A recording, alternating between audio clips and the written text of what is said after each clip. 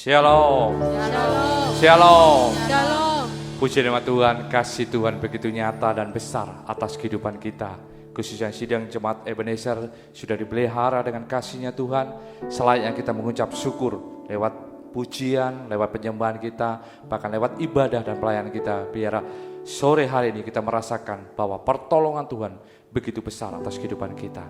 Puji nama Tuhan, biar sidang jemaat dipuaskan, dibenarkan, dan semuanya lewat kasih pertolongannya kita merasakan bahwa Tuhan itu baik untuk kita. Ajarku mengerti.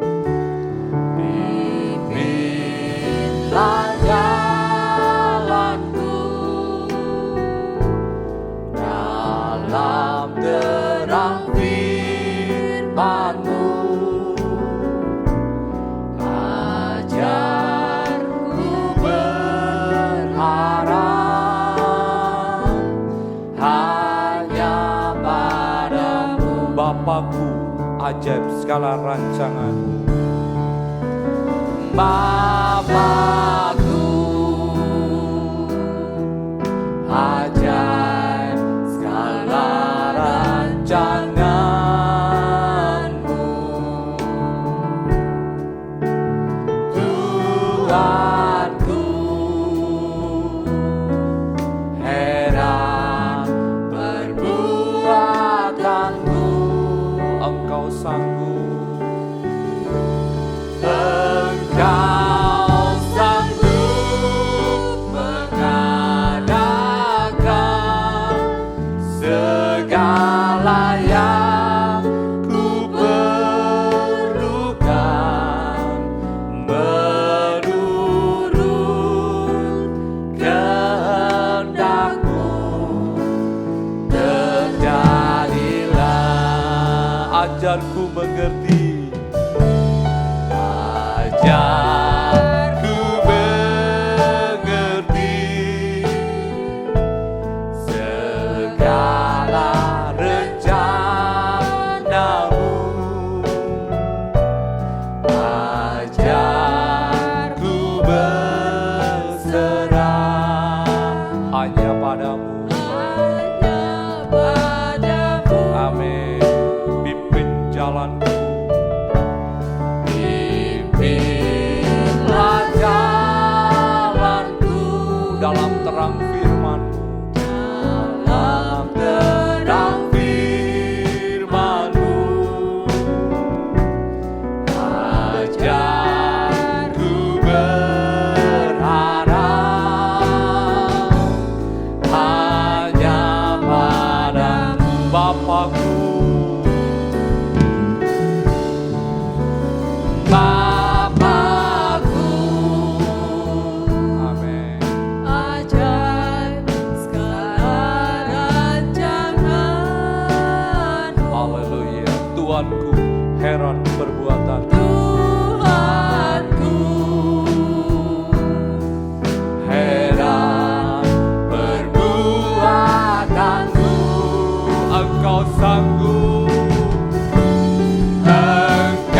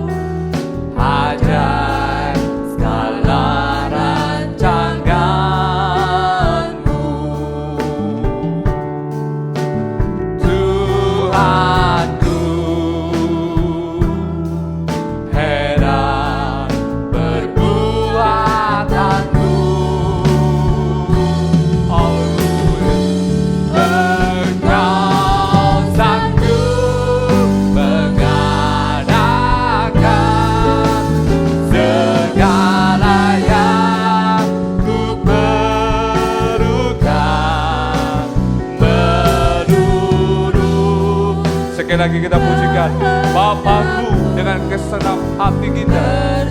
Haleluya, Bapakku. Bapakku, ajaib segala rancangan-Mu.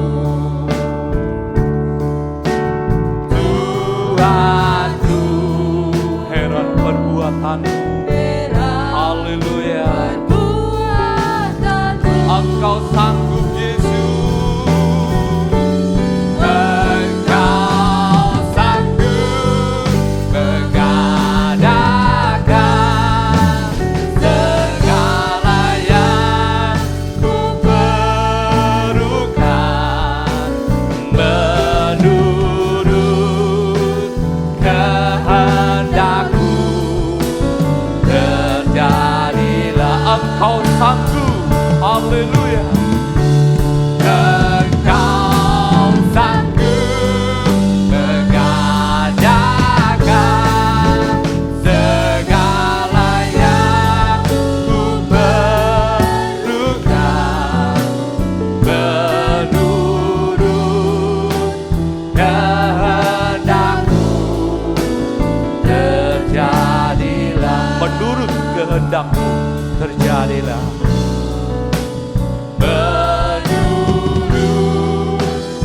Kehendak-Mu terjadilah. Haleluya. Inilah yang kami percaya kepada Engkau Tuhan.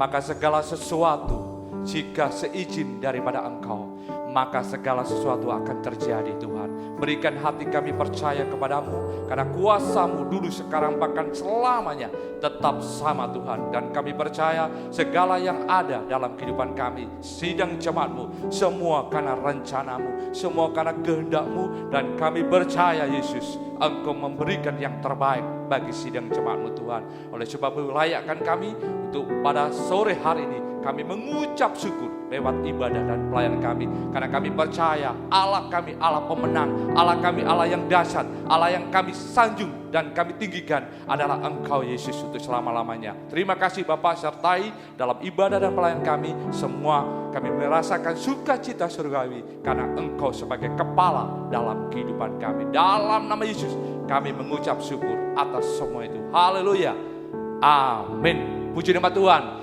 Sidang jemaat yang dimanapun berada, kasih Tuhan begitu nyata dalam kehidupan kita. Selayaknya kita tidak ragu akan kuasanya. Bahkan segala kemenangan sudah dijanjikan kepada kita. Asal kita percaya kepada Dia, maka Tuhan Yesus akan memberkati kita. Hanya kata glory, glory, dan glory.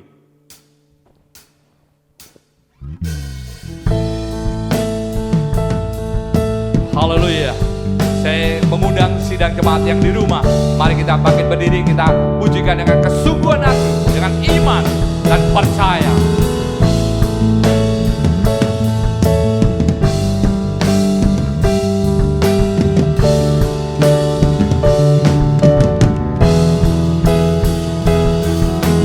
Glory, glory, hallelujah.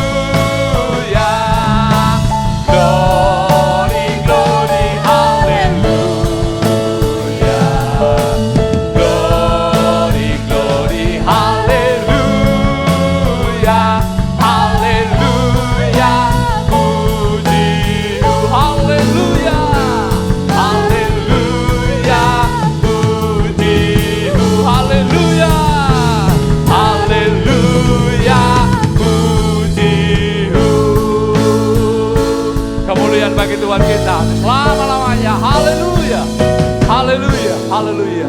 Asal aku menjamah jubahmu, aku jadi sembuh. Biar iman ini menjadi kepercayaan kita pada malam hari ini. Asal aku menjamah jubahmu, segala persoalan akan Tuhan selesaikan. Amin. Hatiku percaya.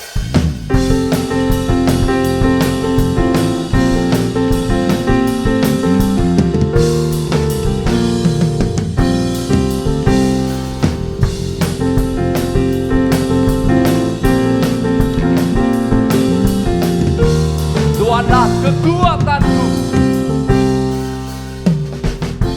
Tuhanlah kekuatan dan mazmurku. Dia gunung batu dan keselamatanku. Hanya padamu, hanya padamu hatiku percaya. Kaulah benar dan kau tak berlindung.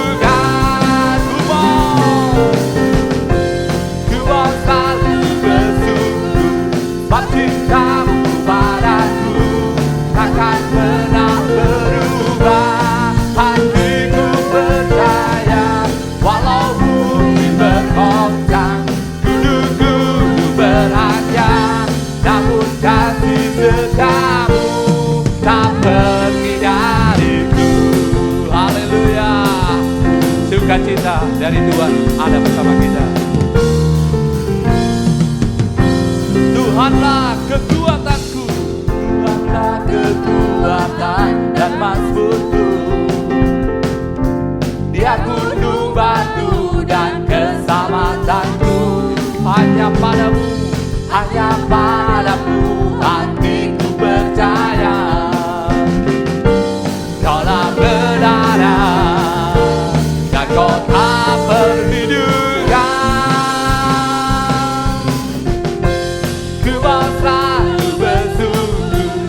Cintamu padaku takkan pernah berubah.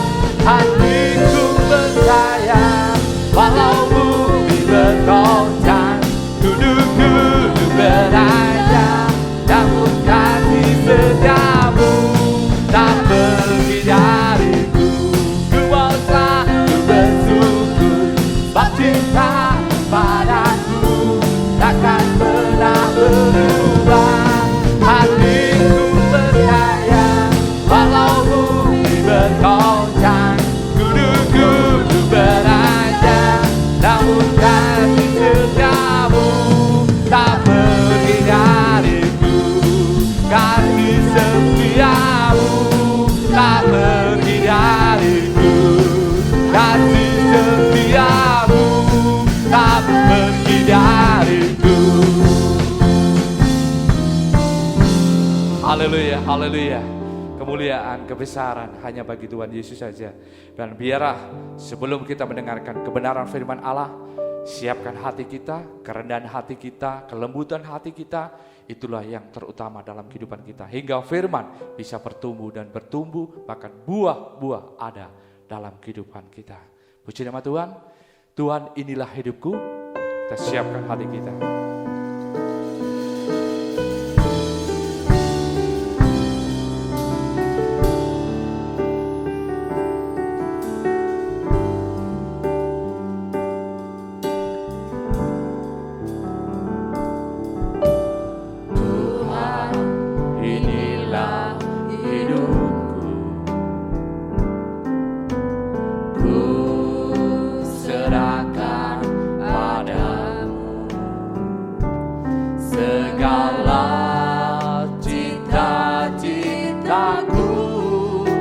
Masa depanku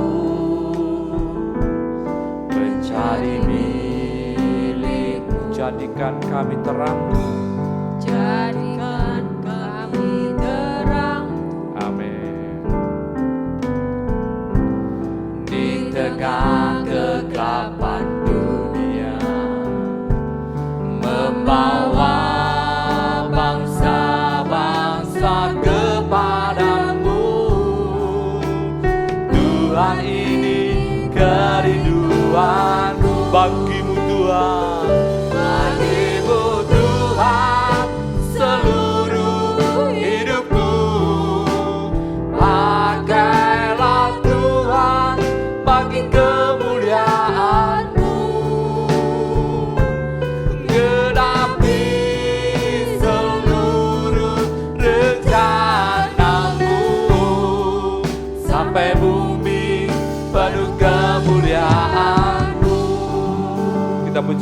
sekali lagi dengan kesungguhan hati, Tuhan inilah hidupku. Tuhan inilah hidupku, ku serahkan padamu segala cita-citaku, Masa depanku menjadi milikmu. Amin.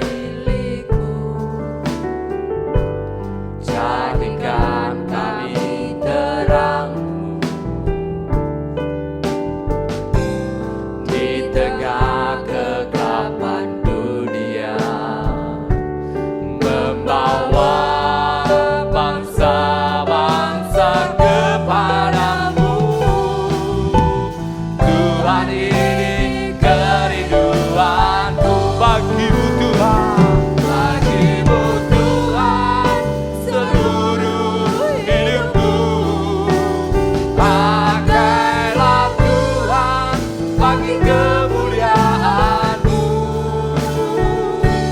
genapi seluruh rencana-Mu, sampai bumi penuh kemuliaan-Mu. Bagimu Tuhan, haleluya, haleluya, haleluya. Pakailah Tuhan bagi kemuliaan-Mu, genapi seluruh rencana-Mu,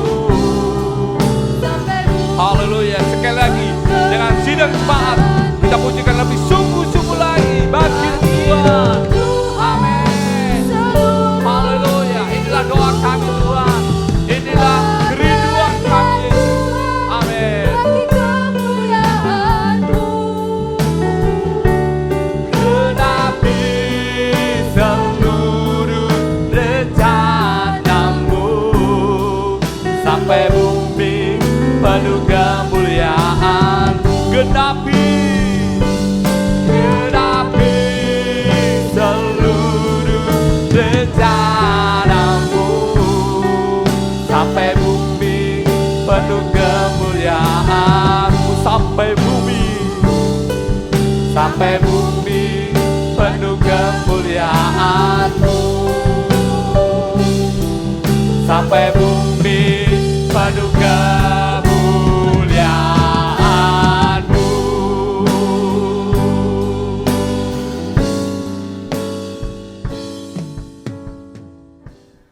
Mari sidang jemaat yang dikasihi Tuhan dimanapun saudara berada, kita akan satu di dalam doa untuk menyambut kebenaran firman Tuhan.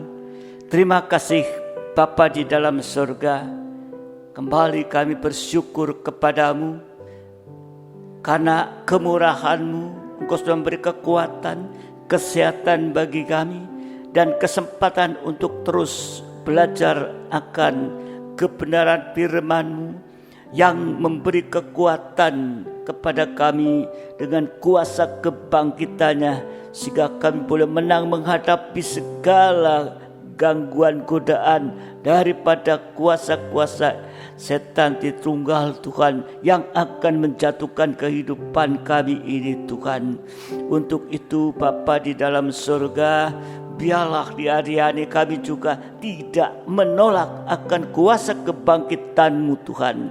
Oh, terima kasih Bapa, terima kasih Engkau akan tolong kami, urapi kami dengan kuasa urapan Roh-Mu. Hadirat-Mu dibutuhkan dimanapun sidang jemaat-Mu berada Tuhan. Demikian juga bagi hamba-Mu Engkau urapi supaya kami hamba-Mu boleh Bapa dalam surga menyampaikan kebenaran firman-Mu dengan benar dan dapat dimengerti. Terima kasih Bapa, terima kasih. Kuasa apapun yang masih mau berusaha mengganggu dalam pemberitaan firman-Mu, kembali satu hati menggunakan kuasa nama-Mu untuk usir dan perintahkan semua kuasa Roh-Mu, perintahkan kami keluar dalam nama Tuhan Yesus Kristus. Kuasa darah Yesus menguasai setiap kami. Terima kasih Tuhan, kami akan sambut kebenaran firman-Mu. Di dalam nama Tuhan Yesus Kristus. Haleluya. Amin. Silakan duduk kembali sidang jemaat yang dikasihi Tuhan. Saya ucapkan selamat sore menjelang malam. Dan Tuhan sudah memberi kemurahan buat kita. Biar damai sejahtera ada dalam kita sehingga bisa ya dengan konsentrasi mendengarkan firman Tuhan dengan benar, dengan sungguh. Ya. Mari, malam hari ini kita juga masih mempelajari tentang sengsara Yesus yang ketujuh. Ya. Ini kita harus benar-benar tahu, ya, mengerti dengan sungguh. Bahkan itu akan mendorong kita dalam kehidupan kita. Setelah kita melihat ada 7 sengsara yang dialami oleh Yesus, sehingga ini juga akan memotivasikan, mendorong kita supaya kita juga bisa masuk ya di dalam rencana-rencana Allah itu. Nah, kita masih membicarakan, mempelajari sengsara yang ketujuh, yaitu kubur Yesus dijaga. Nah, ini atas permintaan ya dari imam-imam kepala dan orang-orang Farisi yang meminta kepada Pilatus supaya kubur itu dijaga. Kalau Yusuf Arimatea juga datang ke Pilatus mohon ya, untuk bisa mengambil mayat Yesus dan dikuburkan itu. Tapi setelah itu imam-imam kepala juga menghadap Pilatus supaya kubur Yesus itu dijaga. Sebab sewaktu hidup Yesus pernah mengatakan bahwa ia akan mati dan pada hari ketiga akan bangkit. Sehingga imam-imam kepala enggak percaya. Ini nanti akal-akalan aja kali. Ya.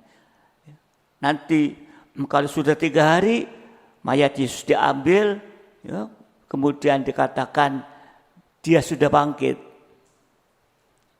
Tetapi mereka meminta kepada Pilatus untuk supaya mayat Yesus itu dikubur di gunung batu dan ditutup, disegel dengan batu juga dan juga dijaga ini.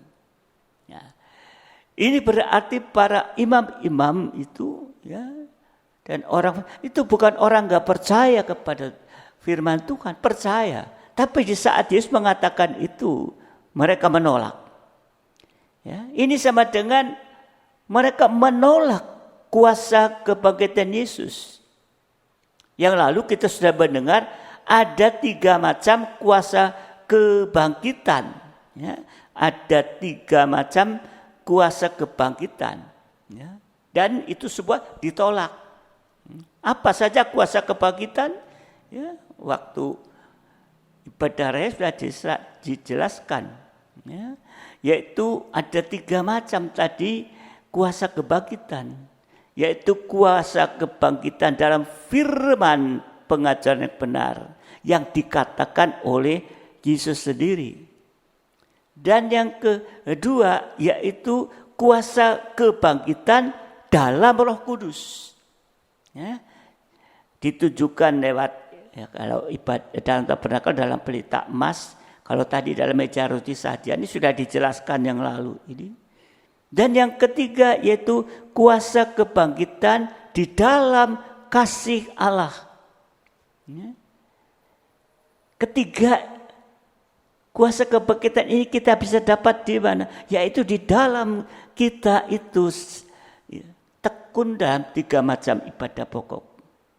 Ya, tadi meja roti sajian, yang kedua kuasa kebangkitan Roh Kudus tekun dalam ibadah raya, dan yang ketiga kuasa kebangkitan dalam kasih Allah, tekun dalam mezbah rupa, tekun dalam 3 macam ibadah pokok. Jadi kalau kita juga enggak mau tekun sama dengan ya menolak.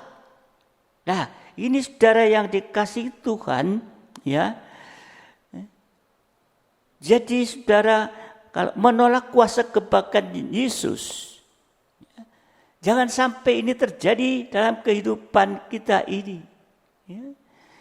Di dalam 1 Korintus 15 ayat yang ke-32. 1 Korintus 15 ayat yang ke-32.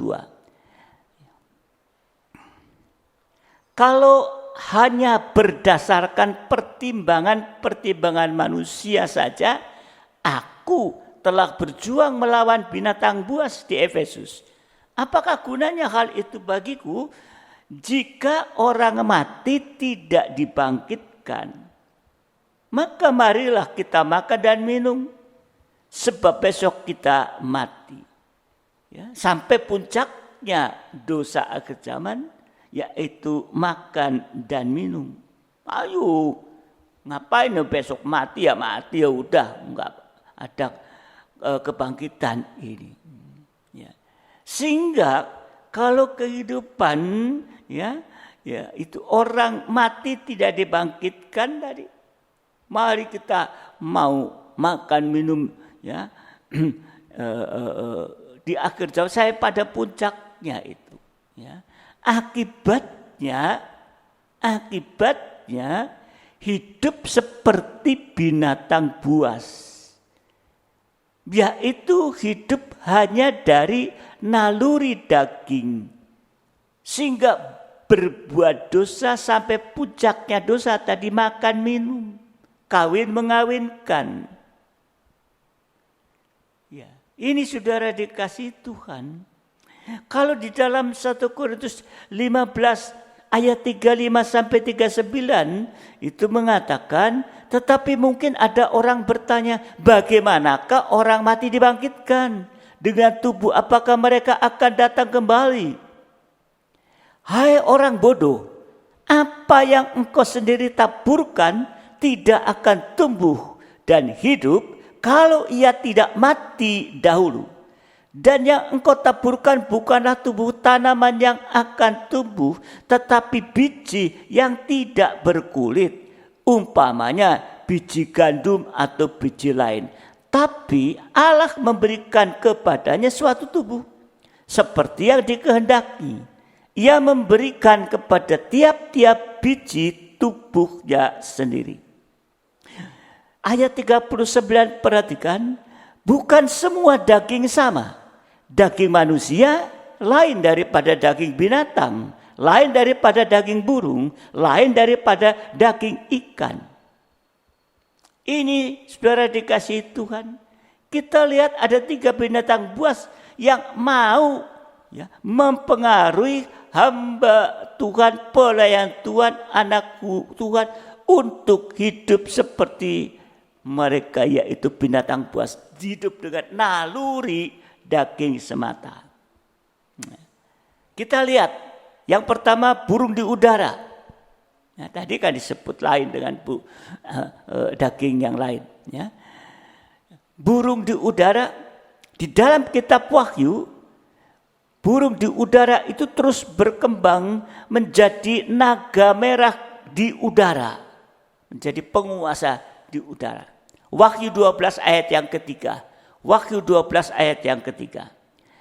Maka tampaklah suatu tanda yang lain di langit, dan lihatlah seekor naga merah padam yang besar, berkepala 7 dan bertanduk 10, dan di atas kepalanya ada 7 mahkota. Ya, ini yaitu naga merah padam yang besar ini. Ini penguasa di udara. Di dalam Efesus pasal 2 ayat yang kedua. Efesus 2 ayat yang kedua. Kamu hidup di dalamnya karena kamu mengikuti jalan dunia ini, karena kamu mentaati penguasa kerajaan angkasa, yaitu roh yang sekarang sedang bekerja di antara orang-orang durhaka. Ini ya, jadi naga merah di udara itu ya, menuju kepada setan. penguasa dosa, dengan roh jahat dan roh najis yang membuat hamba Tuhan, pelayan Tuhan, anak Tuhan menjadi manusia durhaka. Dengan roh jahat, dengan roh najis. Ya. Diserang dengan roh jahat, roh najis ini. Nah, saudara yang dikasihi Tuhan, ini akan menjatuhkan ini. Ya, tadi dikatakan membuat hamba Tuhan menjadi manusia durhaka. Aku udah durhaka, aku masih percaya. Tapi mari kita lihat praktek manusia durhaka. Ya, kita boleh mengatakan aku enggak durhaka.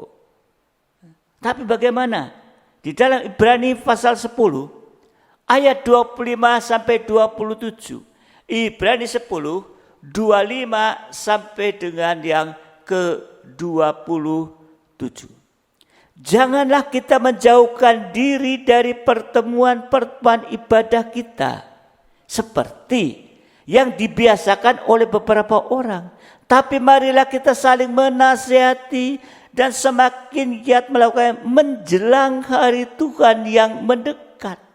Saat ini kita sudah berada pada akhir zaman, kedatangan Tuhan semakin dekat. Untuk itu, ya, mari kita saling menasihati, semakin giat melakukan ibadah-ibadah yang ada. Ayat 26, sebab jika kita sengaja berbuat dosa sesudah memperoleh pengetahuan tentang kebenaran, maka tidak ada lagi korban untuk menghapus dosa itu. Jadi kalau kita sudah tahu ibadah itu, tekuni itu yang benar, ya, tapi enggak lakukan, sama dengan sengaja berbuat dosa. Ya. Tetapi yang ada ialah kematian yang mengerikan, akan penghakiman dan api yang dahsyat yang akan menghapuskan semua orang durhaka. Jadi orang durhaka di sini menghadapi tadi kematian yang mengerikan. Darah dikasih Tuhan. Ini praktek pertama, ya, manusia durhaka, yaitu tidak setia dalam ibadah pelayanan, bahkan sampai tinggalkan ibadah pelayanan. Ini manusia durhaka. Percaya aku udah durhaka, aku masih percaya. Nah, tapi di sini kita melihat yang tidak setia dalam ibadah pelayanan, bahkan sampai tinggalkan Tuhan. Itu praktik manusia durhaka yang pertama ini.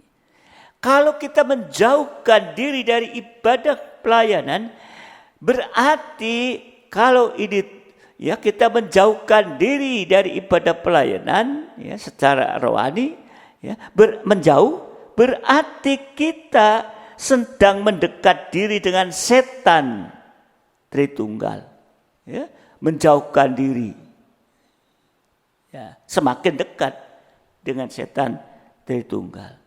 Ya. Tidak beribadah tadi, yaitu sudah menjadi kebiasaan, dosa kebiasaan, tidak merasa bersalah, nggak nyesel kalau nggak beribadah, sehingga selalu menyerah kalah kepada halangan-halangan, apapun bentuk halangan itu, nggak mau berjuang, menyerah. Ada halangan hutan, ada halangan ini, menyerah. Ya, saudara dikasih Tuhan, ya, ini menjadi dosa kebiasaan. Enggak ngerasa salah, enggak merasa berdosa kalau yaitu tidak beribadah. Dan tidak beribadah itu sama dengan dosa sengaja. Sampai sengaja tidak mau beribadah kepada Tuhan, sekalipun ada kesempatan yang terbuka dan juga mungkin sudah digerakkan oleh Tuhan, tapi enggak ibadah. Bahkan enggak ibadah bisa senang. Ketemu di pasar, pulang ibadah, ya, ada jemaat di pasar, tadi ya, nggak ibadah tapi di pasar, bisa ke pasar, ketemu, loh kamu tadi nggak ibadah? Wah ketawa, iya, nggak ngerasa nyesel, nggak ngerasa nyesel, malah bangga, oh rasanya, oh ketawa. Ini termasuk orang durhaka. Akibatnya tidak ada pengampunan lagi, tidak ada korban lagi. Dan akan dibinasakan untuk selamanya. Jadi satu nasihat yang baik adalah supaya kita tetap berjuang, kita tetap berusaha, setia dan giat selalu di dalam ibadah pelayanan. Sekalipun saat ini secara online, tapi sudah ada rasa giat. Ya. Masuk dalam ibadah ini. Ya. Sebab akibatnya tidak ada pengampunan lagi kalau dosa itu sengaja. Ada dosa yang mendatangkan maut, ada dosa yang tidak mendatangkan maut. Oh salah Pak. Semua dosa kan mendatangkan maut. Ya. Betul, semua dosa ya, kalau terap dilakukan itu akan mendatangkan maut. Betul, upah dosa maut. Tapi kalau kita berbuat dosa dan kita mengaku dan berhenti bertobat berbalik kepada Tuhan, maka diampuni, berarti tidak membawa kepada maut. Berarti dosa yang diakui tidak membawa kepada maut. Tapi dosa kebiasaan sengaja, ya udah masuk maut. Ya, tidak ada pengampunan lagi. Saudara dikasih Tuhan. Dan untuk itu, saudara, kuasa kebaktian Tuhan yang mampu mendorong kita untuk giat selalu dalam ibadah pelayanan dan menggunakan kesempatan, sekalipun kesempatan itu kecil sekali, hanya selubang jarum, katakan. Karena ada kehidupan yang sulit, ya, seperti unta masuk lubang jarum. Tetapi kuasa kebangkitan itu akan membawa kita, ya, menolong kita, ya, mampu mendorong untuk kita giat selalu, ya, dan ibadah pelayanan, sekalipun kesempatannya kecil kita tetap bisa menggunakan. Ya. Saudara yang dikasih Tuhan, ya, hasil ya, nanti setia dalam ibadah dan pelayanan, ya, itu hasilnya kita akan memperoleh keselamatan, tidak binasa. Karena diampuni, memperoleh keselamatan. Hasil yang pertama 1 Samuel 15. 1 Samuel 15 ayat 22-23. Tetapi jawab Samuel, apakah Tuhan itu berkenan kepada korban bakaran dan korban sembelihan sama seperti kepada mendengarkan suara Tuhan? Sesungguhnya mendengarkan lebih baik. Sini mendengarkan firman Tuhan lebih baik. Ya, Maria, ya, itu sudah melakukan yang terbaik. Ya. Dan apa yang ada padanya tidak akan diambil. Ya. Jadi sesungguhnya mendengarkan itu lebih baik daripada korban sembelian. Memperhatikan lebih baik daripada lemak domba jantan.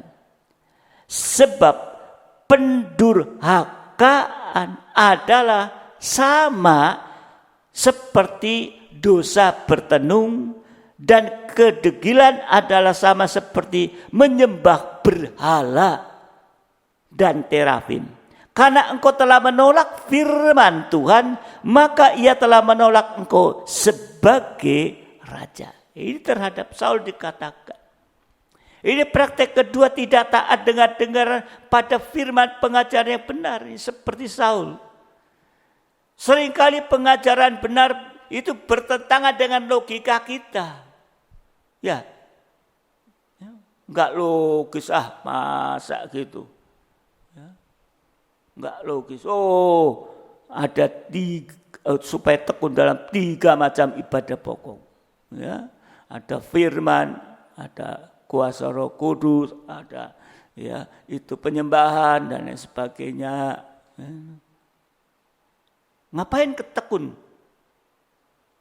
dalam 3 macam ibadah pokok? Nah, ini sudah menunjukkan saudara dikasih Tuhan firman pengajaran ya, nggak bisa ya, diterima. Bertentangan loh, kalau kita ibadah minggu itu kan ada firman, ada pujian, ya, ada penyembahan, kan sudah komplit. Beda. Sudah dibuktikan dari sudut manapun juga. Zaman Taurat dulu, zaman gereja awal, gereja sudah dibuktikan bahwa harus tekun dalam 3 macam ibadah pokok dalam penggembala. Tapi banyak yang mengatakan, enggak logis itu, buang-buang waktu aja, buang-buang tenaga, akan membuang-buang uang dan sebagainya. Ini saudara dikasih harus hati-hati. Untuk itu, ya. Firman pengajaran itu hanya untuk diterima dan ditaati. Bukan dengan logika ini. Saul tidak taat. Siapa Saul sedulu? Tapi Saul tidak taat karena ia hanya menggunakan logikanya sendiri. Tidak taat dengar-dengaran kepada firman pengajaran benar. Itu tadi sama dengan penyembahan berhala. Bukan menyembah kepada Tuhan, tapi menyembah kepada berhala. Ya. Kalau beribadah melayani, tapi tidak taat dengar-dengar pada firman pengajaran benar, itu sama dengan menyembah berhala dan akan diusir oleh Tuhan. Karena disamakan dengan pembuat kejahatan. Ini di akhir nanti kita baru merasakan diusir. Ya. Matius 7, 21 23. Ya, 21 sampai 23. Matius 7, 21 23. Bukan setiap orang yang berseru kepadaku Tuhan, Tuhan akan masuk ke dalam kerajaan surga. Perhatikan. Bukan setiap orang yang berseru kepadaku Tuhan, Tuhan akan masuk ke dalam kerajaan surga. Melainkan dia yang melakukan kehendak Bapakku yang di surga. Taat dengar-dengaran. Ayat 22. Pada hari terakhir banyak orang akan berseru kepadaku Tuhan, Tuhan. Di akhir zaman ini banyak orang berseru Tuhan, Tuhan. Bukankah kami sudah bernubuat demi namamu? Ini seorang nabi. Dan mengusir setan demi namamu. Ya, ini penginjil. Dan mengadakan banyak mujizat demi namamu juga. Ya, ini saudara yang diberikan. Nah, dalam ayat 23. Pada waktu itulah, ya di akhir zaman ini, aku akan berterus terang kepada mereka dan berkata, aku tidak pernah mengenal engkau, enyahlah daripadaku, kamu sekalian pembuat kejahatan. Kalau menyembah berhala, ya, sama dengan melayani setan. Kuasa kebangkitan Tuhan itu akan menolong kita untuk kita taat dengar-dengaran sampai daging tidak bersuara. Ya. Untuk bisa taat pada firman pengajaran yang benar, kita harus membayar harga yang mahal. Ya. Contohnya Abraham yang disuruh mengorbankan Ishak, anaknya yang tunggal. Kalau kita tidak mau membayar harga, maka akan lebih mahal lagi harga yang harus dibayar. Apa? Ditolak oleh Tuhan. Sehingga tidak bisa masuk kerajaan surga. Ya. Itu lebih mahal, binasa, masuk dalam neraka. ukuran ibadah pelayan yang benar, yaitu terus beribadah yang setia dengan Tuhan, terus taat dengan sampai masuk surga. Ya, taat dengar-dengaran kepada firman pengajaran yang benar ini. Terus beribadah, terus sampai di surga tetap beribadah kepada Dia. Seringkali saat tidak taat, kita justru diterima oleh manusia. Tetapi justru ditolak oleh Tuhan. Ini contoh kehidupan Saul. Tetapi sebaliknya, kalau kita taat pada firman pengajaran yang benar, kita ditolak mungkin oleh manusia, tapi kita diterima oleh Tuhan. Amin. Lebih suka mana? Ditolak manusia tapi diterima oleh Tuhan, atau diterima manusia tapi tidak diterima oleh Tuhan? Saudara yang dikasihi Tuhan, kalau di sini kita mengambil satu kesimpulan bahwa kuasa kebangkitan Yesus itu sanggup menjadikan kita hamba Tuhan, pelayan Tuhan, anak Tuhan yang setia dan taat dengar-dengaran sampai daging tidak bersuara lagi. Ya. Saudara dikasih Tuhan, ya, dalam Ulangan 11. Ulangan 11 10 sampai 14. Ulangan 11 10-14. Sebab negeri kemana engkau masuk untuk mendudukinya bukanlah negeri seperti tanah Mesir datar, ya. Dari mana kamu keluar yang telah ditabur dengan benih harus kau airi dengan jeripaya seakan-akan kebun sayur. Tetapi negeri kemana kamu pergi untuk menduduknya ialah negeri yang bergunung-gunung dan berlembah-lembah, yang mendapat air sebanyak hujan yang turun dari langit. Suatu negeri yang dipelihara oleh Tuhan Allahmu. Mata Tuhan Allahmu tetap mengawasinya dari awal sampai akhir tahun. Jika kamu dengan sungguh-sungguh mendengarkan perintah yang kusampaikan pada hari ini, sehingga kamu mengasihi Tuhan Allahmu dan beribadah kepadanya dengan segenap hatimu dan dengan segenap jiwamu.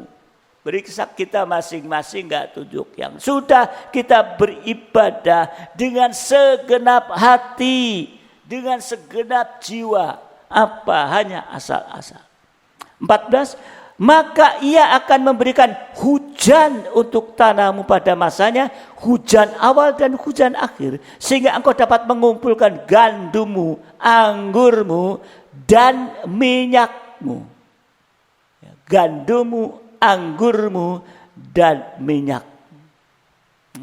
Tadi ayat 13, ya. Taat dan setia. Artinya kalau kita setia dan taat dengar-dengaran kepada firman pengajaran sampai daging tidak bersuara. Untuk taat itu mengalami proses. Taat kepada firman Tuhan melepaskan kedagingan kita. Ya. Jadi kalau kita setia dan taat dengaran sampai daging tidak bersuara, kita hidup dalam suasana Kanaan. Suasana Kanaan atau sistem surga yang bergunung dan berlembah, yang sama dengan kematian dan kebangkitan Yesus. Amin. Dan inilah yang menarik, air hujan kemurahan Tuhan yang mengandung kuasa kebangkitan. Jadi taat dan setia. Hidup dalam suasana Kanaan, ya, seperti kematian dan kebangkitan Yesus, ya. Ini yang akan menarik air hujan kemurahan Tuhan yang mengandung kuasa kebangkitan. Jadi kalau sudah setia dan taat, hasilnya tadi ayat 12, mata Tuhan Allahmu tetap mengawasinya. Oh, kayak sekarang kayak CCTV ya, bisa terus mengawasi. Kita nggak ada, ya, terus nanti kita pulang kita bisa lihat. Atau sekarang dari jauh kita pakai HP bisa lihat, ya. Oh, di CCTV itu mengawasi terus ini, ya. Jadi kalau kita sudah taat, setia, ya saudara dikasih Tuhan, ya, kita hidup dalam suasana, ya, kematian dan kebangkitan Yesus, menarik air hujan kemurahan, ya, yang mengandung kuasa kebangkitan, yaitu mata Tuhan Allahmu mengawasi, sama dengan pemeliharaan Tuhan dalam hidup kita. Kalau diawasi terus berarti setiap saat, ya, pemeliharaan Tuhan dalam hidup kita sehari-hari sampai masa depan yang indah. Dan yang kedua, kalau setia dan taat, hasilnya kedua ayat 14, dapat mengumpulkan gandummu, anggurmu, dan minyakmu. Ini sama dengan pemeliharaan Tuhan secara rohani lewat yaitu firman, Roh Kudus, dan kasih Allah. Nah, tadi yaitu gandum, anggur, dan minyak. Ini, ya, pemberian Tuhan secara lewat firman, lewat Roh Kudus, lewat kasih Allah, yang membuat kita bisa hidup dalam kebenaran, hidup benar, dan hidup suci. Bahkan kita bisa hidup sampai kekal selama-lamanya, yaitu sempurna. Jadi dalam tangan Tuhan, ketika dunia makin kering, maka hujan kemurahan Tuhan akan semakin lebat. Amin. Taat dan setia. Jadikan saudara seluruh hidup kita menjadi seperti Kanaan lewat kita mau taat dan setia kepada firman pengajaran yang benar. Sehingga kita hidup hanya dari kemurahan Tuhan yang tidak ada habis-habisnya sampai nanti Tuhan datang kembali kali yang kedua. Oh, haleluya. Inilah saudara yang dikasih Tuhan. Ya. Binatang buas yang pertama, ya, naga merah padam. Menjadi manusia durhaka prakteknya sudah. Yang kedua sekarang yaitu jenis binatang buas yang kedua yaitu nabi palsu. Nabi palsu dengan roh palsu dan ajaran palsunya. Wahyu 13 ayat 11. Dan aku melihat seekor binatang lain keluar dari dalam bumi dan bertanduk dua sama seperti anak domba, dan ia berbicara seperti seekor naga. Tadi seperti domba, tapi bicaranya seperti naga. Berarti nabi palsu, ini palsu. Menunjuk nabi palsu dengan roh-roh palsu dan ajaran palsu yang membuat anak Tuhan, pelayan Tuhan, hamba Tuhan menjadi manusia kafir atau haram. Kalau domba-domba mendengarkan pengajaran palsu, termasuk di dalamnya ajaran palsu, termasuk gosip-gosip yang tidak dapat dipertanggungjawabkan, maka domba itu akan menjadi bangsa kafir, babi dan anjing, menjadi binatang haram. Sebagai domba, ya, kita jangan sampai memperhatikan suara naga, tapi harus memperhatikan suara gembala agung. Apa praktek, ya, manusia kafir, bukan domba, ya, manusia kafir. 2 Petrus 2 2 Petrus 2, 17, 20, dan 22. Guru-guru palsu itu adalah seperti mata air yang kering, seperti kabut yang dihalaukan taufan. Bagi mereka telah tersedia tempat dalam kegelapan yang paling dahsyat. Ya. 20. Sebab jika mereka oleh pengenalan mereka akan Tuhan dan Juru Selamat kita, Yesus Kristus, telah melepaskan diri dari kecemaran-kecemaran dunia, tapi terlibat lagi di dalamnya, maka akhirnya keadaan mereka lebih buruk daripada yang semula. Bagi mereka, ayat 22, bagi mereka cocok apa yang dikatakan peribahasa yang benar. Anjing kembali lagi ke muntahnya, menjilat muntah, dan babi yang mandi kembali lagi ke kubangannya. Ini saudara yang dikasihkan, ini prakteknya manusia kafir. Balik seperti anjing kembali muntahnya, artinya yaitu perkataan-perkataan yang di luar firman pengajaran benar. Ya, mulai dari berkata yang tidak benar ini. Ya. Saudara dikasih Tuhan, kalau dalam Yesaya 28 ayat 8, Yesaya 28 ayat 8, sungguh segala meja penuh dengan muntah, kotoran, sehingga tidak ada tempat yang bersih lagi. Meja hati ini sudah penuh dengan muntah, dengan kotoran. Tidak ada tempat yang bersih lagi ini. Ini harus mengalami penyucian, ya saudara dikasih Tuhan. Ya. Kemudian yang kedua yaitu babi kembali lagi ke kubangan. Ini perbuatan-perbuatan najis sampai pada puncaknya dosa. Kalau perkataan tadi seperti anjing, nanti tingkah lakunya seperti babi. Sebab dua hal ini tadi dituliskan bersama-sama, tidak bisa dipisahkan. Kalau ini terjadi, maka keadaannya akan seperti perempuan Kanaan.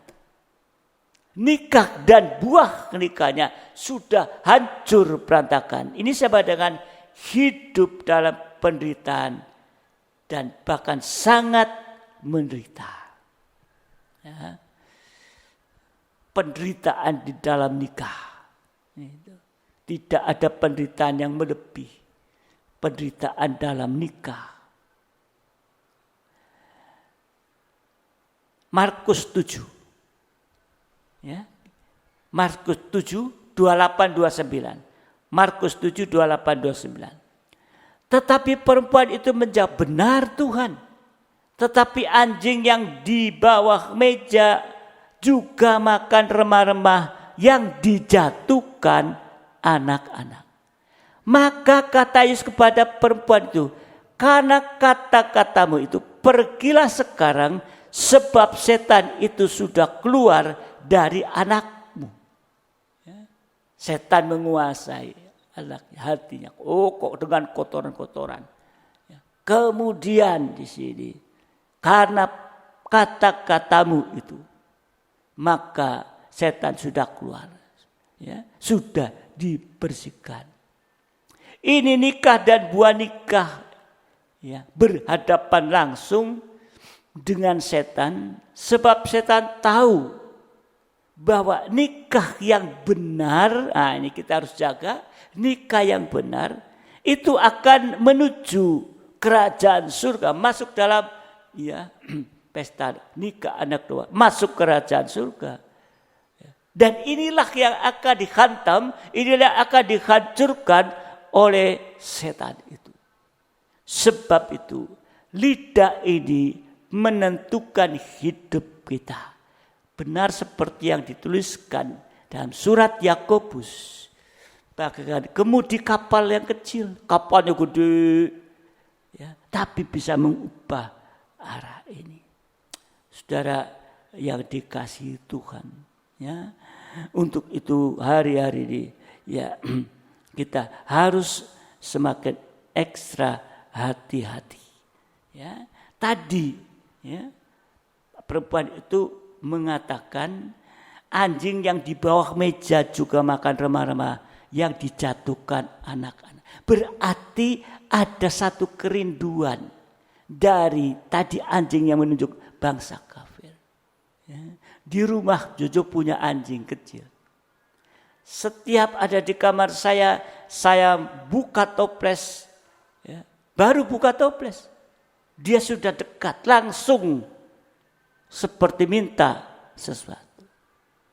Kadang pada seringkali Jojo, ya kalau dia makan kurma, cuil sedikit kasih makan langsung. Tapi ini menunjukkan bahwa kerinduan dia, ya kerinduan. Maka dituliskan seperti anjing. Kita harus ada kerinduan. Ya. Menerima remah anjing dikatakan yang di bawah meja makan remah-remah yang dijatuhkan anak-anak ini. Inilah harus menjadi kerinduan kita, ya, sehingga nanti kita akan bisa sampai menjadi domba. Nah, jadi lidah ini menentukan. Ya, saudara dikasih Tuhan. Ya, hanya ini jalan keluar bagi kita, di mana kita bisa menikmati firman dalam pengembalaan, rempah-rempah, rontokan-rontokan, menu firman yang dibukakan, ayat penerangan, ayat yang ini menjadi kerinduan kita. Dan perhatikan, kalau kita mendengar firman Tuhan, kita mencatat. Ya, kita buka Alkitab, ya, sudah ada ditulis, ya. Kalau online ini ditulis sudah, ya. Tinggal kita enggak sempat nyatat, ya. Kalau di grup, ya, itu sudah, ya, dikirimkan, ya, ringkasan khotbah. Ya, pergunakan kalau sudah, ya, ditulis di buku, udah dihapus HP-nya jadi enggak penuh, enggak apa-apa. Tapi udah ditulis. Sehingga kita mengerti, mengikuti itu, saudara. Bagikan anjing makan remah-remah. Ya. Saudara dikasih Tuhan. Hasilnya, ya, kalau kita bisa menikmati firman, hasilnya kita akan disucikan mulai dari lidah kita ini. Sekalipun, ya, kita kotor seperti anjing dan babi. Ya. Tapi kalau disucikan, lidah disucikan, akan menghasilkan perkataan yang benar dan baik. Kalau lidah disucikan, maka perbuatan juga benar dan baik. Sehingga kita akan menjadi dombanya Tuhan. Sebagai domba, seruan kita didengar oleh Tuhan. Tadi, ya, Tuhan mengatakan kepada karena kata-katamu itu, ya, bukan karena apa-apa, oleh kata-katamu itu. Kalau seruan anjing tidak akan didengar oleh Tuhan. Ya. Dengan suara domba kita akan bisa menjadi rumah doa yang menaikkan doa dan penyembahan. Dan saat setan akan keluar dari rumah tangga kita. Sehingga dalam hidup rumah tangga dan menikah akan mengalami satu kepuasan, kebahagiaan, kesatuan. Dan Tuhan, ya, kesatuan dari Tuhan sampai mencapai nikah yang rohani. Nikah yang sempurna. Itu saudara dikasih Tuhan, yaitu jenis binatang yang kedua, yaitu nabi palsu. Sekarang yang ketiga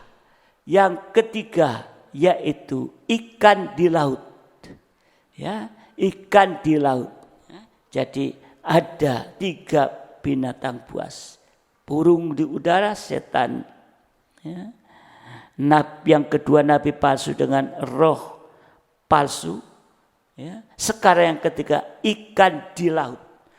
Wahyu 13 ayat 1 dan 2. Wahyu 13 ayat 1 dan 2. Dan nanti diteruskan 17. Lalu aku melihat seekor binatang keluar dari dalam laut, bertanduk 10 dan berkepala 7. Di atas tanduk-tanduknya terdapat 10 mahkota dan pada kepalanya tertulis nama-nama hujat. Binatang yang kulihat itu serupa dengan macan tutul dan kakinya seperti kaki beruang dan mulutnya seperti mulut singa.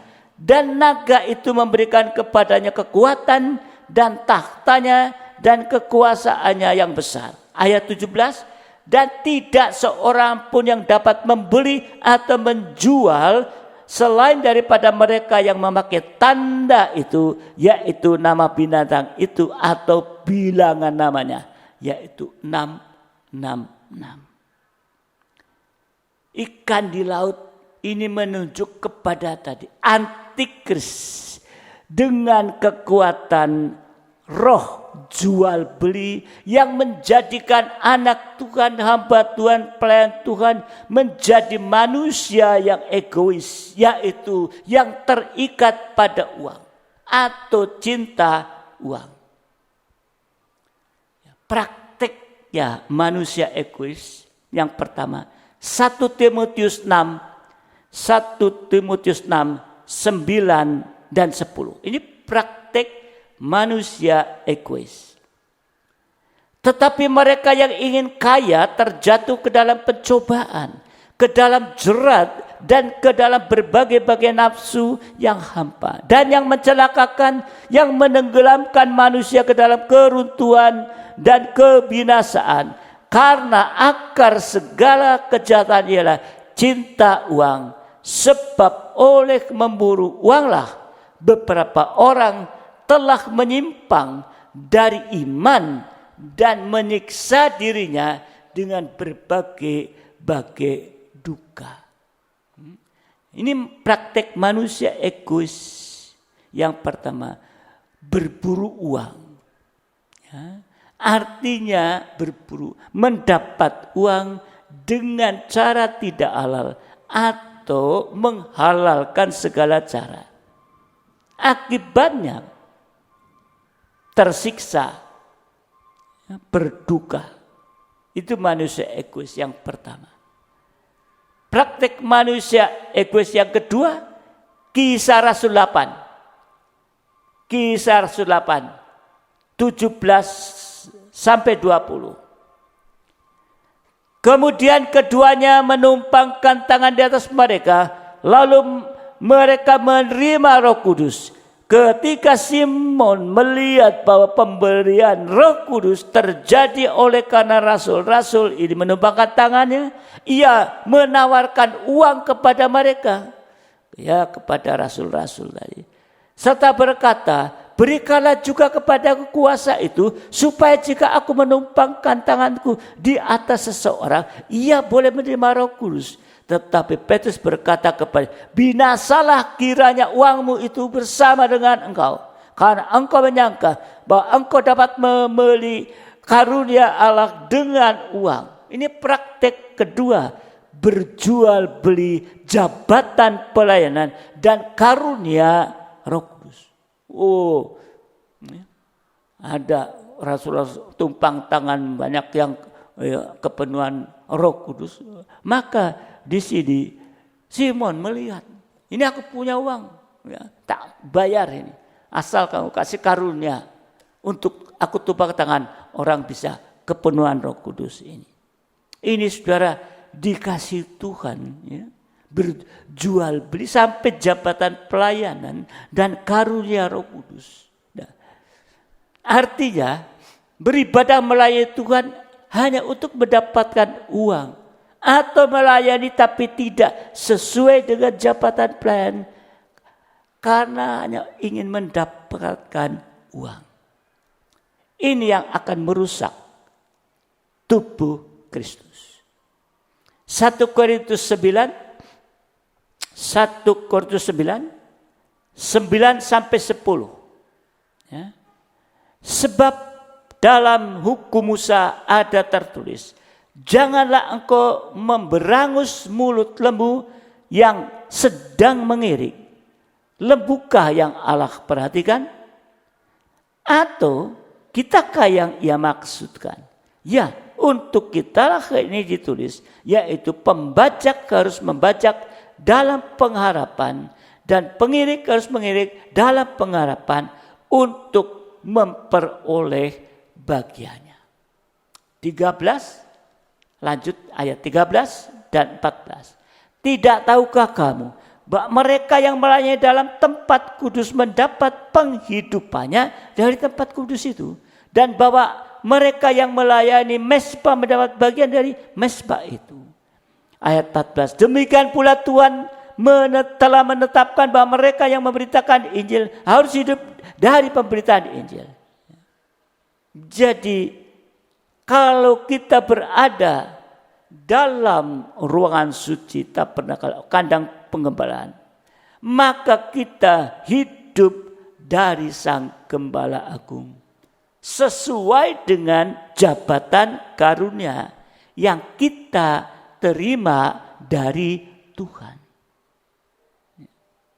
Tuhan pasti akan, kalau kita melakukan ibadah pelayanan dengan sungguh-sungguh taat setia berkobar-kobar, pasti itu akan mendapat bagian dari Sang Gembala Agung. Amin. Praktek yang ketiganya tadi, antikris berburu uang, itu manusia egois. Yang ketiga sekarang yaitu Yohanes 12. Yohanes 12, 5 dan 6. Yohanes 12, 5 dan 6. Mengapa minyak narwastu ini tidak dijual 300 dinar dan uangnya diberikan kepada orang-orang miskin?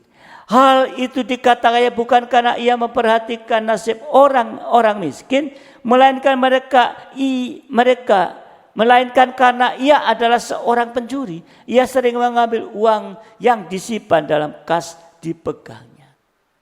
Ini praktek yang ketiga. Ya, saudara dikasih Tuhan, antikris. Prakteknya manusia egois. Yang ketiga itu di sini, yaitu mencuri milik Tuhan tadi. Ya, seorang pencuri yang sering mengambil uang yang disimpan dalam kas yang dipegangnya. Ini praktek ketiga, mencuri milik Tuhan, yaitu perpuluhan dan persembahan khusus, terutama untuk pembangunan tubuh Kristus. Ya, tentang perpuluhan ini sudah diterangkan dengan sangat jelas dan keras, ya, waktu ibadah yang lalu. Ya. Ini harus diperhatikan, saudara dikasihi Tuhan. Ya, ini 3 binatang buas yang mempengaruhi anak Tuhan, mempengaruhi hamba Tuhan, dan membawa kebinasaan untuk selama-lamanya. Ya, inilah ikan di laut, antikris dengan roh jual beli. Ya, sampai yaitu mencuri miliknya Tuhan dan perpuluhan dan persembahan khusus. Ya, ini bukan milik kita, miliknya Tuhan. Firman Tuhan bukan milik kita, miliknya Tuhan. Ya, yang harus dikembalikan dengan benar, dengan jujur. Ya, supaya kita, ya, saudara dikasih Tuhan, ya, itu tidak lagi mengalami hal-hal waktu dikatakan itu termasuk suasana kutukan. Nah, untuk itu saudara yang dikasih Tuhan, biar kita mau lebih sungguh-sungguh belajar dengan sungguh-sungguh. Ya. Saudara dikasih Tuhan, kalau kita melihat di dalam Filipi pasal yang kedua, Filipi pasal yang kedua ayat 8 sampai 11. Filipi 2 8 sampai 11. Dan dalam keadaan sebagai manusia, ia telah merendahkan dirinya dan taat sampai mati, bahkan sampai mati di kayu salib. Itulah sebabnya Allah sangat meninggikan dia dan mengaruhkan kepadanya nama di atas segala nama, supaya dalam nama Yesus bertekuk lutut segala yang ada di langit, yang ada di bumi, yang ada di bawah bumi, dan segala lidah mengaku Yesus Kristus adalah Tuhan bagi kemuliaan Allah Bapa. Haleluya. Di sini kita melihat Yesus tidak rela kalau kita dikuasai oleh binatang buas, oleh 3 binatang buas tadi. Sebab itu Yesus rela untuk taat sampai mati di kayu salib untuk menerima kuasa kebangkitan yang ada di langit. Itu setan yang ada di atas bumi, nabi palsu, yang ada di bawah bumi itu antikris. Rela mati, dia sudah mati di atas kayu salib. Dia bangkit mendapat kuasa kebangkitan. Untuk apa kuasa kebangkitan Tuhan? Kuasa kebangkitan Tuhan berguna yang pertama tadi. Mengalahkan setan Tritunggal. Ya. Setan dengan roh jahat, roh najis. Nabi palsu dengan pengajaran palsu menyesatkan. Yaitu antikris dengan perkara ekonomi. Ya. Jadi di sini kita melihat ya, kuasa kebangkitan Tuhan berkuasa mengalahkan setan Tritunggal. Di dalam ayat 11 tadi, tanda bahwa kita sudah mengalahkan 3 binatang buas, yaitu lidah kita hanya untuk bersaksi dan menyembah kepada Tuhan. Ya, dan segala lidah mengaku Yesus Kristus adalah Tuhan yang bagi kemuliaan Allah, menyembah kepada kuasa kebangkitan Tuhan berguna yang kedua, menyucikan dan mengubahkan kita. Kalau sudah bebas dari 3 binatang buas, ada kesempatan bagi kita untuk diubah lagi jadi sama dengan Allah Tritunggal. Ya. 1 Timotius 6 ayat 11. Tetapi engkau, hai manusia Allah, jauhilah semua itu.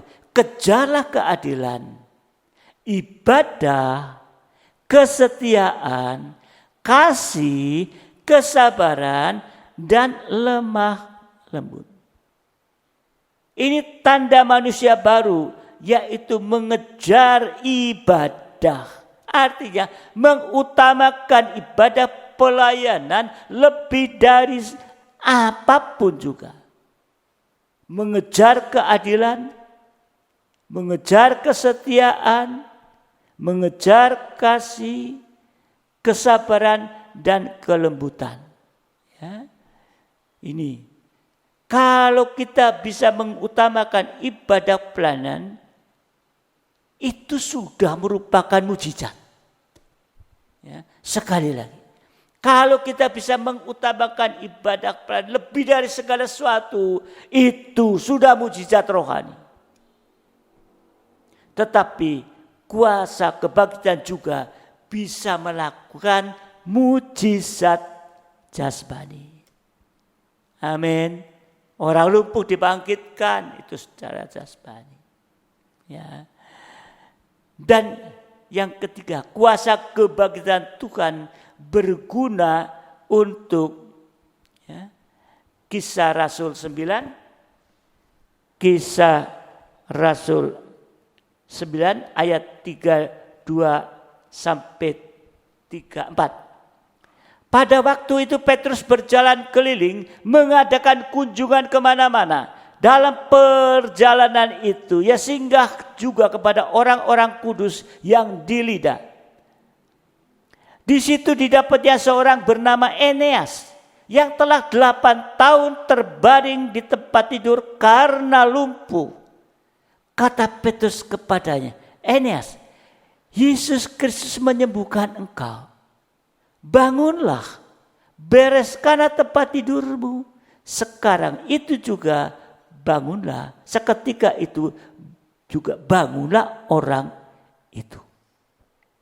Eneas ya, artinya terpuji.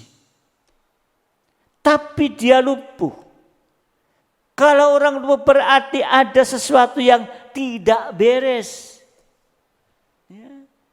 Hubungan. Kalau orang lumpuh biasanya dari kepala ada sesuatu hubungan.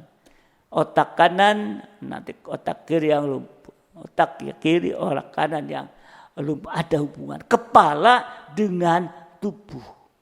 Nah, tadi ya, Eneas itu artinya itu terpuji. Tapi dia lumpuh. Berarti ada sesuatu yang tidak beres.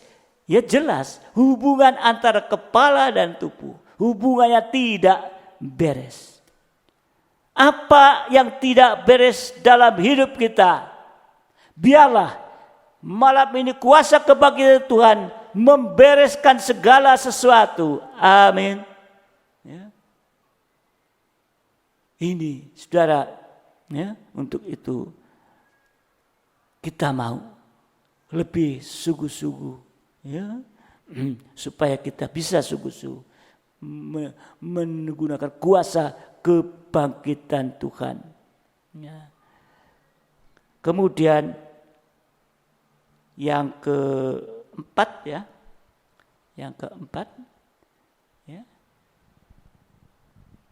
kuasa kebangkitan Tuhan yang keempat, ya, berguna untuk membangkitkan orang yang sudah mati. Ya. Markus 5, pelayan siap. Markus 5, 41-43. Lalu dipegangnya tangan anak itu. Dan katanya, Talita kum, yang berarti, hai anak, aku berkata kepadamu, bangunlah.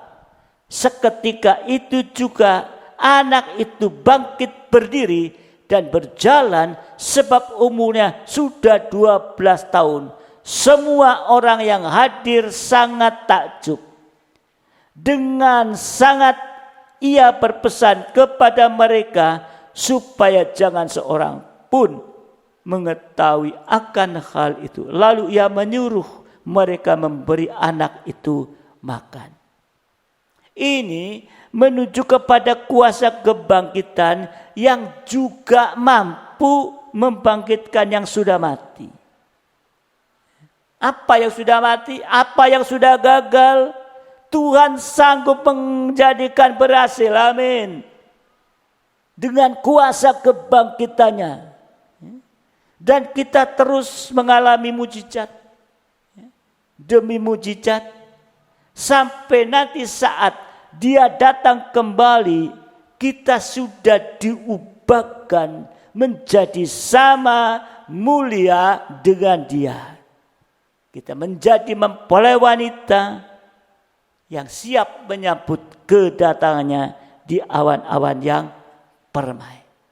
Untuk itu, jangan menolak kuasa kebangkitannya, karena nanti akan hidup seperti binatang buas. Artinya akan dikuasai oleh binatang buas, itu burung di udara, ya, roh jahat, roh najis, yaitu nabi palsu dengan ajaran palsu.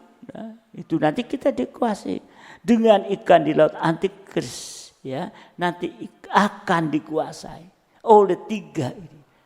Ya. Bukannya kita menang, kuasa kebangkitan sudah membuktikan kemenangan atas setan di tunggal. Ya. Seharusnya Tuhan menciptakan manusia dalam kitab Kejadian pertama untuk menguasai burung-burung di udara, binatang melata di bumi, dan yang keluar dari laut, yaitu setan, nabi palsu, dan antikris. Tetapi oleh karena jatuh di dalam dosa, maka manusia itu yang sudah jatuh dalam dosa justru sudah dikuasai, akan dikuasai oleh setan. Bukan kita menguasai setan, tapi Yesus tidak rela. Yesus mati di atas kayu, ada kuasa kebangkitan untuk mengalahkan tadi setan tunggal. Burung di udara berupa naga merah, sekarang akhir zaman, nabi palsu dan juga antikris yang nanti akan berkuasa memburu kita. Tapi kalau kita memiliki kuasa kebangkitan daripada Yesus, maka kita akan menang. Kita dikejar tapi tidak terkejar oleh naga merah itu, karena kita sudah berada di satu tempat padang gurun, siap menunggu kedatangan Tuhan kali kedua. Inilah sikap kita di akhir zaman. Kedatangan Tuhan tidak lama lagi. Ya, setan terus memburu dengan berbagai macam cara, terus memburu untuk menjatuhkan kehidupan kita. Tapi puji Tuhan, kita memiliki kuasa kebangkitan. Amin. Tuhan memberkati kita. Mari sidang jemaat yang dikasihi Tuhan, saya undang kita bangkit berdiri bersama-sama. Siapkan tubuh dan darah Tuhan untuk masuk dalam perjamuan. Mari kita akan pujikan satu pujian, peganglah tanganku Roh Kudus setiap hari.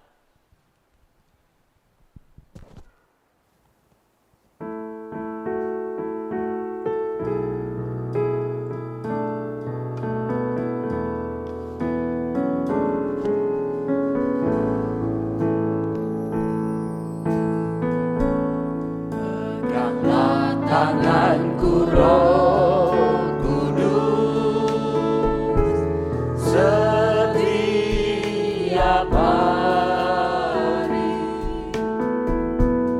Ku tak dapat jalan sendiri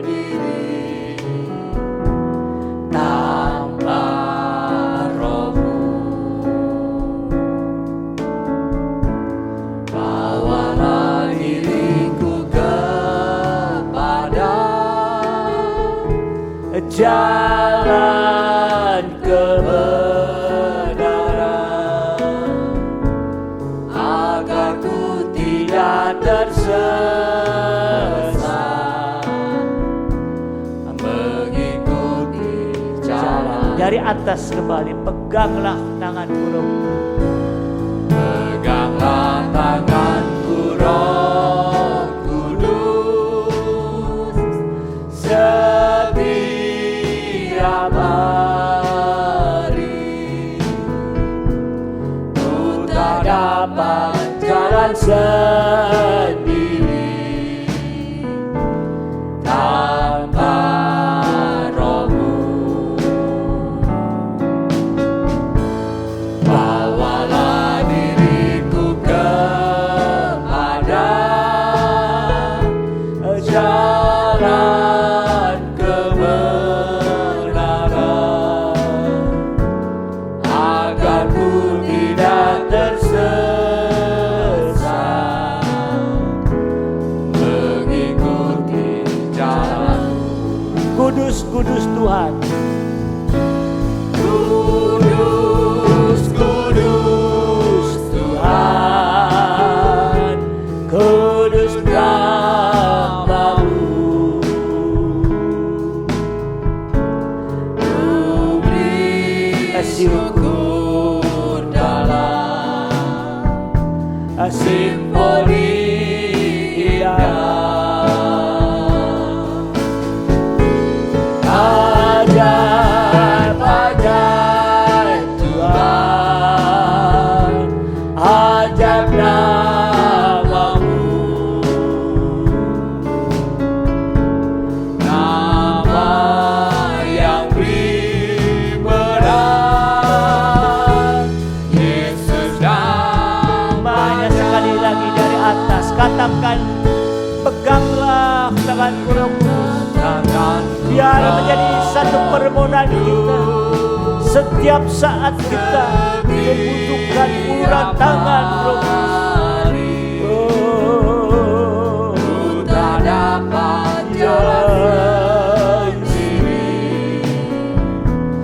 Haleluya, kami membutuhkan kuasa Roh Tuhan. Bawalah diriku kepada Hanya Roh-Mu yang mampu menuntun masuk dalam kebenaran Tuhan. Roh-Mu tidak Haleluya, supaya tidak tersesat. mengikuti jalan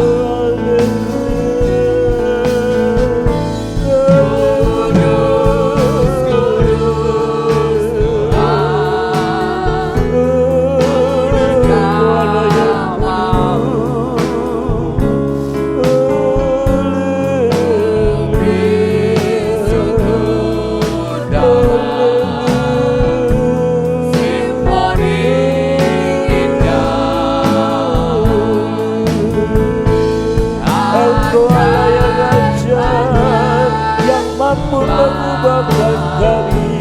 Haleluya,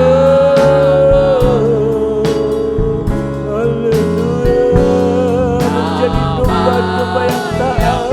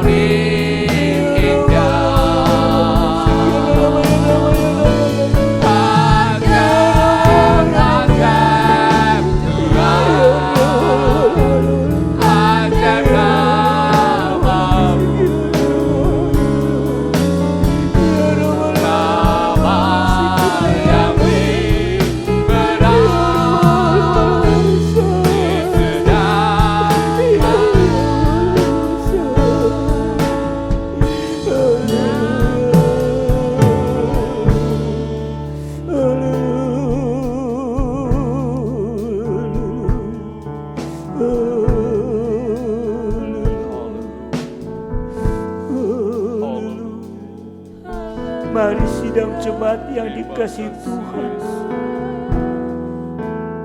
jangan sampai kita menolak kuasa kebangkitan, baik lewat firman, Roh Kudus, dan kasih Allah. Jangan sampai kita juga menolak kuasa kebangkitan yang mengakibatkan hidup seperti binatang buas. 3 binatang buas yang harusnya kita kuasai, tapi jangan sampai 3 binatang buas ini menguasai kita. Dan biarlah kita tahu Yesus sudah taat sampai mati di atas kayu salib, yang seharusnya dia mengatakan waktu doa di taman Getsemani enggak mampu, tapi biar kehendak taat dengar karena dia tidak rela kehidupan kita kembali dikuasai oleh setan Tritunggal, 3 binatang buas. Tapi biarlah lewat kuasa kebangkitan, di mana dia sudah menang, maut pun sudah dikalahkan. Demikian juga lewat kuasa kebangkitan ini, kita juga akan diberikan kemenangan menghadapi setan Tritunggal.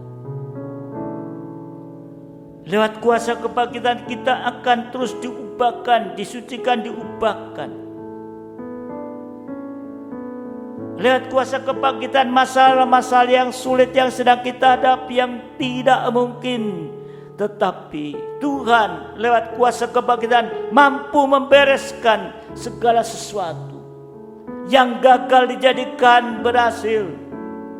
Haleluya Yesus. Haleluya Yesus. Haleluya. Untuk itu mari sebentar kita akan terima tubuh dan darah Tuhan, di mana menunjukkan ketaatan Dia di mata kita pegang tubuh dan darah Tuhan, sehingga kita juga akan menang. Haleluya. Terima kasih Tuhan, Engkau sudah memberikan kepada kami dorongan lewat firman-Mu, sehingga kita semakin mengerti, semakin yakin, sehingga kita bisa setia taat dengar-dengaran. Kita tetap semakin setia dalam ibadah pelayan di akhir zaman ini. Semakin mau digembalakan, bukan lagi anjing dan babi, tapi menjadi domba-Mu Tuhan. Karena hanya kami menjadi domba, maka Engkau akan sebagai gembala aku yang terus memperhatikan, memelihara kita. Haleluya. Haleluya. Roh Kudus tolong. Haleluya. Roh Kudus tolong. Haleluya. Di saat makan minum tubuh dan darah-Mu, Roh Kudus tolong, sehingga kami bukan sekedar untuk ikut perjamuan, bukan sekedar makan minum tubuh dan darah-Mu, tapi Roh Kudus akan mendorong untuk kami seperti Engkau Tuhan, taat, dengar-dengar dan setia. Terima kasih Bapa, terima kasih. Engkau akan layakkan setiap sidang-Mu dimanapun berada dan yang mendengarkan, untuk bersama-sama layak terima tubuh dan darah-Mu pada malam hari ini Tuhan. Terima kasih Tuhan.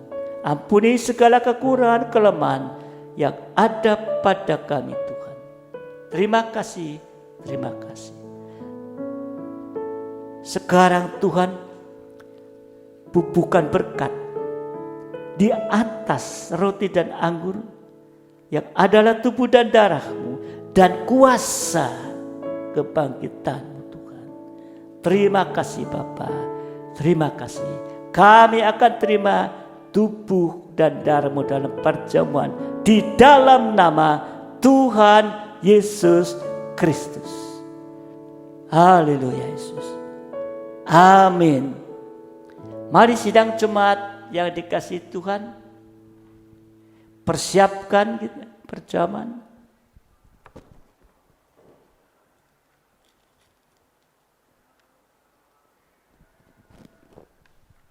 Tubuh dan darah Tuhan di tangan kanan,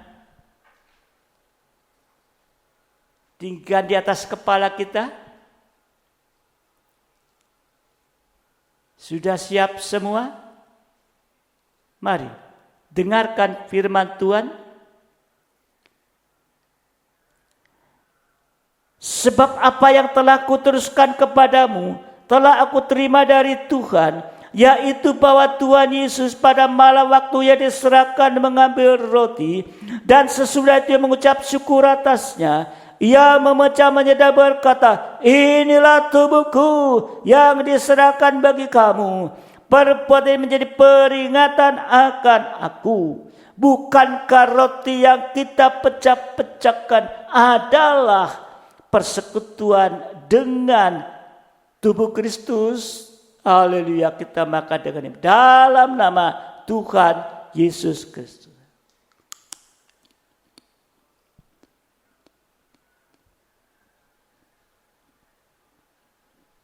Haleluya.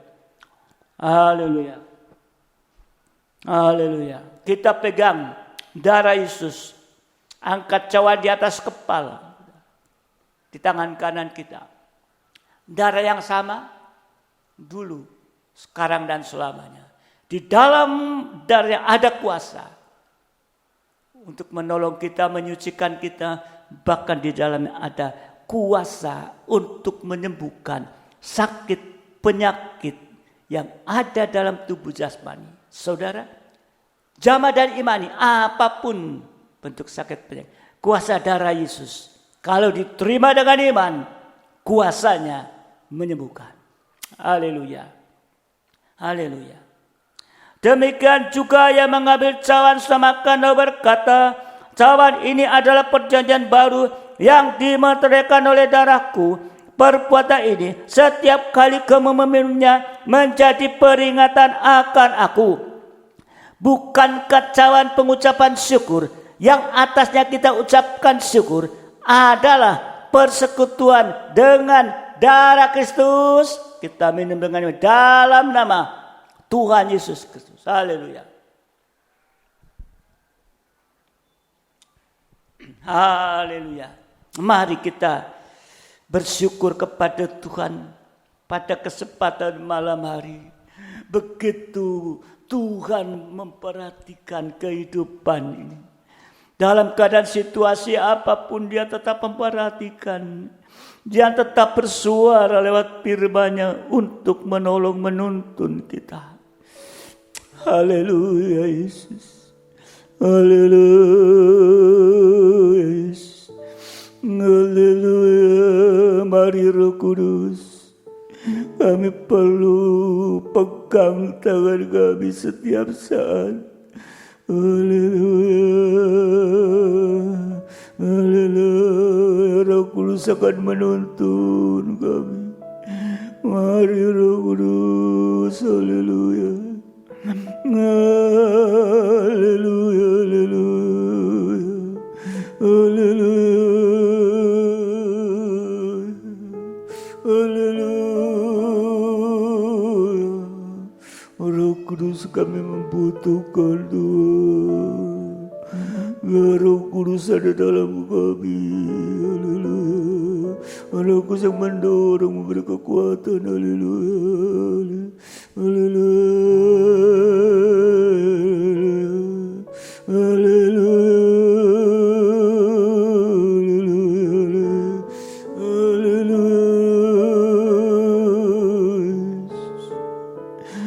Terima kasih, kami bersyukur Engkau sudah begitu baik bagi kami.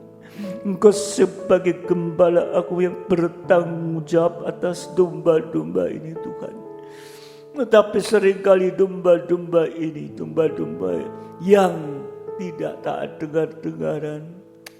Tapi malam hari Engkau mengingatkan kepada kami supaya kehidupan ini semakin nyata di hadapan-Mu Tuhan. Berilah kekuatan Roh Kudus yang akan terus menolong setiap kami. Karena kami tahu tanpa Roh Kudus kedagingan ini yang akan dominan Tuhan. Haleluya. Haleluya. Terima kasih Tuhan. Terima kasih. Engkau memberkati setiap kami sidang jemaat-Mu yang ada, yang mendengarkan. Kami sudah menerima firman. Kami sudah Bapa menerima korban-Mu Tuhan. Haleluya Yesus. Haleluya. Haleluya. Biar firman-Mu tertanam di dalam hati masing-masing. Terima kasih Tuhan. Berdoa untuk sidang jemaat-Mu di dalam hidup nikah masing-masing. Biar suasana Kanaan ada di dalam kehidupan nikah masing-masing. Kebahagiaan surga Tuhan semakin hari semakin satu. Masalah-masalah dalam nikah buah nikah hanya Engkau yang mampu menyelesaikan di saat semua boleh taat dan dengar-dengaran. Maka semua akan pulihkan Tuhan. Juga di dalam pekerjaan, usaha-usaha. Sekalipun banyak hal, banyak masalah, kuasa kebangkitan mampu. Asal kita tidak terikat. Engkau sudah menolong Tuhan. Untuk supaya kami tidak terikat Tuhan. Dengan hal-hal yang dunia ini. Terima kasih, kami percaya. Masalah, kegagalan akan Engkau selesaikan. Yang sakit dalam tubuh jasmani juga Engkau juga tolong. Kami percaya Tuhan, Engkau izinkan terjadi. Engkau ada maksud yang indah di balik itu semua, yaitu supaya mereka semua boleh belajar menyerahkan dan percaya dengan iman akan kuasa kebangkitan Tuhan, sehingga kuasa menyelesaikan penyakit hancur oleh kuasa dalam nama Tuhan Yesus Kristus. Terima kasih Tuhan, terima kasih juga anak-anak yang studi sekalipun online. Engkau tolong di masa-masa hari-hari ini menghadapi masa-masa ujian, masa-masa ulangan dan lain sebagainya. Engkau yang akan menolong Tuhan. Terima kasih Bapa bahwa seluruh sidang jemaat-Mu untuk bisa setia tekun dalam ibadah pelayanan kepadamu. Dan biar memperhatikan hari-hari ibadah dengan sungguh-sungguh. Demikian juga anak-anak sekolah minggu dan juga youth juga. Engkau juga tolong supaya anak-anak tetap dalam naungan-Mu, di mana mereka lebih sungguh-sungguh dalam ibadah dan menyerahkan kehidupan semua ke dalam tangan-Mu. Terima kasih Bapa. Terima kasih. Kami berdoa untuk situasi yang ada oleh karena pandemi. Untuk itu saudara-saudara yang lain Tuhan Kau tolong supaya mereka juga bisa taat dalam aturan-aturan yang ada, sehingga tidak ada penularan yang lebih berkembang tapi semakin menyusut. Dan semua itu adalah dalam tangan kuasa-Mu Tuhan, karena hanya Engkau yang mampu untuk menolong, meredakan semua ini. Terima kasih, terima kasih. Kami berdoa untuk sidang jemaat-Mu yang sudah memperhatikan pekerjaan-Mu dengan memberikan persembahan syukur Tuhan. Dan juga untuk diakonnya, bagi mereka yang membutuhkan. Engkau juga sudah memberkati dan Engkau sudah memberikan semua itu. Kami juga berdoa untuk sidang teman yang sudah mengembalikan perpuluhan milik-Mu, membuktikan sudah diberkati oleh Engkau Tuhan. Terima kasih Bapa, terima kasih. Ketaatan kecil akan menjadi ketaatan yang lebih besar. Perkara kecil akan menjadi perkara yang lebih. Kesetiaan juga demikian. Terima kasih Bapa, terima kasih. Engkau berkati pelayan-Mu pada malam hari ini. Beri kekuatan kesehatan kami semua Tuhan. Terima kasih Bapa, terima kasih. Kami juga menyerahkan seluruh pelayan-pelayan-Mu yang ada, supaya mereka tidak lalai dalam melayani Engkau Tuhan. Terima kasih Bapa, terima kasih. Sekarang Bapa di dalam surga, Engkau akan memberkati kami, limpahkan berkat, damai sejahtera dan kasih karunia ada dalam kehidupan setiap kami Tuhan. Bahkan di dalam negara ini, biar damai sejahtera itu akan turun. Engkau tinggalkan Tuhan, sehingga damai sejahtera akan membawa dampak yang positif dalam situasi-situasi ini Tuhan. Terima kasih, terima kasih, terima kasih. Sekarang sidang jemaat yang dikasihi Tuhan, terimalah berkat nikmat anugerah daripada Allah Bapa, cinta kasih dari Tuhan kita Yesus Kristus, serta persekutuan dalam Roh Kudus menyertai kita saat ini sampai selama-lamanya, dalam berkat nama Tuhan Yesus Kristus. Mempelai pria surga yang mengasihi, yang percaya bersama saya katakan amin. Selamat malam, sampai ibadah yang akan datang. Haleluya.